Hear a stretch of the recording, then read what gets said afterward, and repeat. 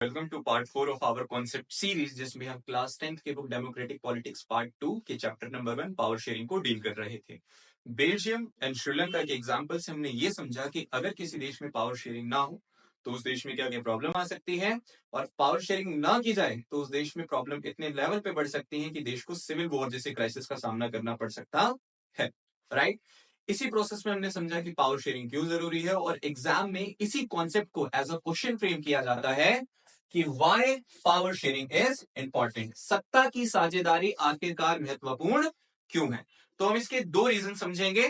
पहला है prudential reasons और दूसरा है मोरल रीजंस। प्रूडेंशियल का मतलब होता है कि ऐसा क्या करें जिसकी वजह से प्रॉब्लम क्रिएट ना हो, या फिर अगर कोई प्रॉब्लम है तो ऐसा क्या करें जिसकी वजह से प्रॉब्लम सॉल्व हो जाए। ये प्रूडेंशियल का मतलब होता है। तो अगर हम prudential reasons of power sharing यानी कि सत्ता की साझेदारी के युक्तिपरक कारण को समझे तो हम ये देखते हैं कि अगर आपके देश में पावर शेयरिंग होगी तो आपके देश में मेजॉरिटी और माइनॉरिटी के बीच कॉन्फ्लिक्ट की जो पॉसिबिलिटी है वो कम हो जाएगी। राइट। जैसा हमने बेल्जियम के एग्जांपल में देखा कि डच स्पीकिंग और फ्रेंच स्पीकिंग के बीच कॉन्फ्लिक्ट था और पावर शेयरिंग की वजह से वो कॉन्फ्लिक्ट की प्रॉब्लम सॉल्व हुई। दूसरा, आपके देश में पॉलिटिकल स्टेबिलिटी आती है। भाई देखो, पावर शेयरिंग होगी तो आपके देश में जो कम्युनिटीज हैं, मेजॉरिटी माइनॉरिटी, वो एक दूसरे से लड़ेंगे नहीं, और अगर आपके देश में वो लड़ेंगे नहीं तो आपके देश में स्टेबिलिटी रहेगी। तो पावर शेयरिंग की वजह से पॉसिबिलिटी ऑफ कॉन्फ्लिक्ट कम होता है, जिसकी वजह से आपके देश में स्टेबिलिटी रहती है। अगर हम मोरल रीजंस की बात करें, मोरल रीजंस का मतलब पावर शेयरिंग करना अच्छी बात है। क्यों?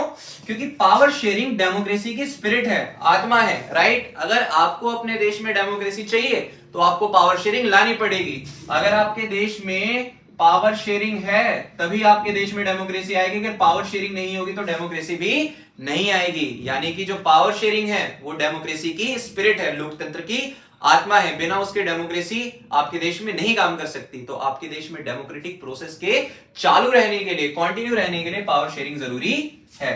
तो इसी को शॉर्ट पॉइंट में कहा जाता है power sharing is the spirit of democracy. और दूसरा, अगर आपके देश में पावर शेयरिंग होगी यानी कि आपके देश में सभी लोगों के पास पावर होगी। यहां पे पावर है राइट के फॉर्म में। राइट। सभी लोगों के पास पावर है यानी कि सभी लोगों के पास अधिकार है। राइट। तो आपके देश में लोगों का पार्टिसिपेशन बहुत बेहतर तरीके से हो पाएगा। पावर शेयरिंग इसको इंश्योर करती है।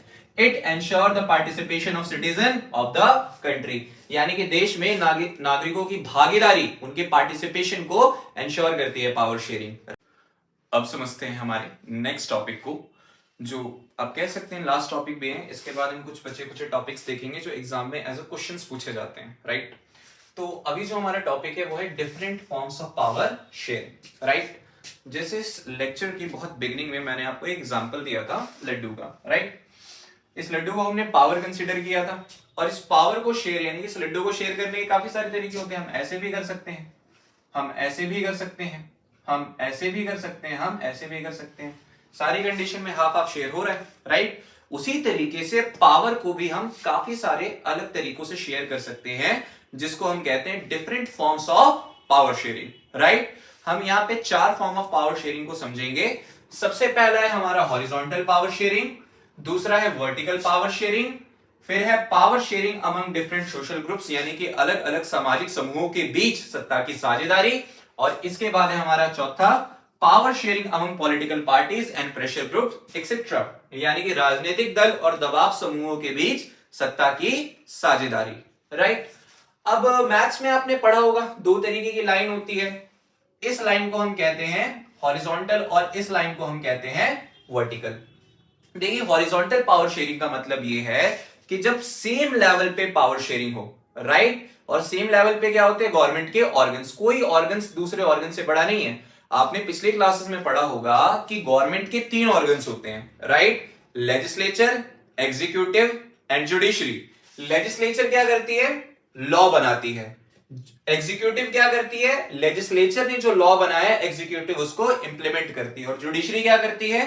इंटरप्रिटेशन ऑफ लॉ, और अगर किसी ने लॉ को वायलेट किया तो उसको पनिश करने का काम।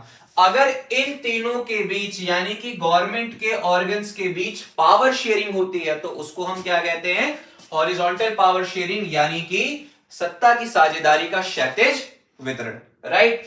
अगर हम वर्टिकल पावर शेयरिंग की बात करें यानी कि सत्ता की साझेदारी के उधर्वाधर वितरण की बात करें तो हम इसमें ये देखते हैं कि गवर्नमेंट जो डिफरेंट लेवल्स पे होती है, अगर उनके बीच पावर शेयरिंग हो रही है तो इसको हम कहते हैं वर्टिकल पावर शेयरिंग। यानी कि अगर पावर शेयरिंग हो रही है, जैसे इंडिया में तो होती है, सेंट्रल गवर्नमेंट के पास कुछ पावर है, फिर स्टेट गवर्नमेंट के पास कुछ पावर है, कुछ लोकल गवर्नमेंट के पास पावर है, तो अगर गवर्नमेंट के लेवल्स के बीच पावर शेयरिंग हो रही है तो इसको हम क्या कहते हैं, vertical distribution of power sharing, यानी कि वर्टिकल पावर शेयरिंग, हिंदी में सत्ता की साझेदारी का ऊर्ध्वाधर वितरण। इसको हम फेडरलिज्म से भी लिंक करके, फेडरलिज्म से लिंक करके अगले चैप्टर में भी देखेंगे, इसको हम फेडरल डिवीजन ऑफ पावर भी कह सकते हैं, जो आपको मैं नेक्स्ट चैप्टर में समझाऊंगा। फिर मैं आपको ये वाले एग्जांपल्स और बेटर तरीके से एक्सप्लेन करूंगा, राइट।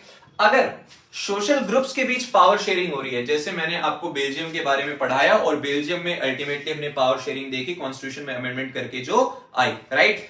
अगर सोशल ग्रुप्स यानी कि बेल्जियम में डच स्पीकिंग और फ्रेंच स्पीकिंग कम्युनिटीज के बीच पावर शेयरिंग हुई, राइट, तो अगर सोशल ग्रुप्स के बीच पावर शेयरिंग हो रही है तो इसको हम कहते हैं power sharing among different social groups, जो मेजॉरिटी और माइनॉरिटी यानी कि बेल्जियम में डच स्पीकिंग और फ्रेंच स्पीकिंग के बीच हुई। इसको एक्सप्लेन करते समय आप एग्जाम में बेल्जियम का एग्जांपल लिखेंगे। और अगर पावर शेयरिंग हो रही है अलग अलग पॉलिटिकल पार्टीज के बीच, राइट, प्रेशर ग्रुप्स के बीच, तो ये चौथा फॉर्म ऑफ पावर शेयरिंग है, ठीक है।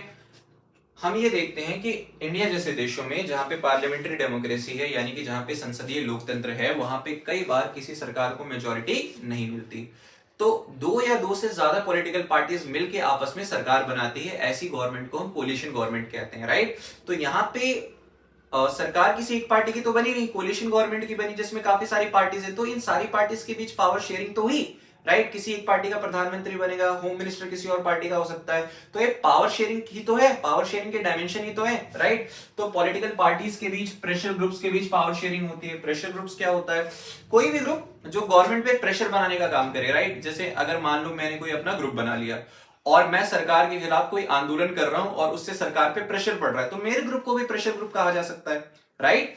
तो प्रेशर ग्रुप्स और पॉलिटिकल पार्टीज के बीच भी पावर शेयरिंग होती है। ये है हमारे पावर शेयरिंग का चौथा फॉर्म, यानी कि चौथा टाइप, राइट। अब इन दोनों पावर शेयरिंग के फॉर्म्स में एग्जाम में अलग से question as a difference based पूछा जाता है।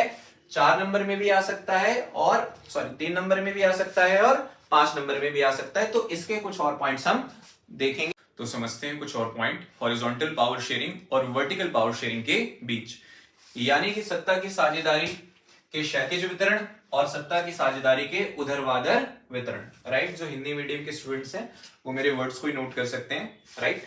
तो हॉरिजॉन्टल पावर शेयरिंग यानी कि सत्ता की साझेदारी की क्षैतिज वितरण में हम ये देखते हैं कि यहां पे पावर शेयरिंग होती है गवर्नमेंट के ऑर्गन्स के बीच, राइट। मैंने आपको बताया गवर्नमेंट के 3 ऑर्गन होते हैं, लेजिस्लेचर, एग्जीक्यूटिव एंड जुडिशरी, विधायिका, कार्यपालिका और न्यायपालिका। अगर इनके बीच पावर शेयरिंग हो रही है तो इसको हम कहते हैं हॉरिजॉन्टल पावर शेयरिंग, राइट। यहां पे हम ये देखते हैं कि it ensures none of the organ exercise unlimited power and each organ checks other. इसका मतलब ये है कि लेजिस्लेचर, एग्जीक्यूटिव एंड जुडिशरी, इनके बीच लगभग इक्वल पावर है, ये सारे सेम लेवल पे हैं। अब सपोज करते हैं कि एग्जीक्यूटिव अपनी पावर का मिसयूज कर रहा है तो लेजिस्लेचर और जुडिशरी इसको मिलकर रोक देंगे। सेम अगर जुडिशरी अपनी पावर का मिसयूज करेगी तो एग्जीक्यूटिव एंड लेजिस्लेचर इसको मिलकर रोक देंगे, और अगर लेजिस्लेचर अपनी पावर का मिसयूज करेगी तो ये और जुडिशरी दोनों मिलकर इसको रोक देंगे। यानी कि यहाँ पे पावर के मिसयूज होने की पॉसिबिलिटी कम होती है। अगर एक ऑर्गन अपने पावर का मिसयूज करेगा तो बाकी ऑर्गन उसको रोक देंगे। इसी को हम कहते हैं system of check and balance, नियंत्रण तथा रोक का नियम, और इस वजह से किसी ऑर्गन के पास अनलिमिटेड पावर नहीं आ पाती।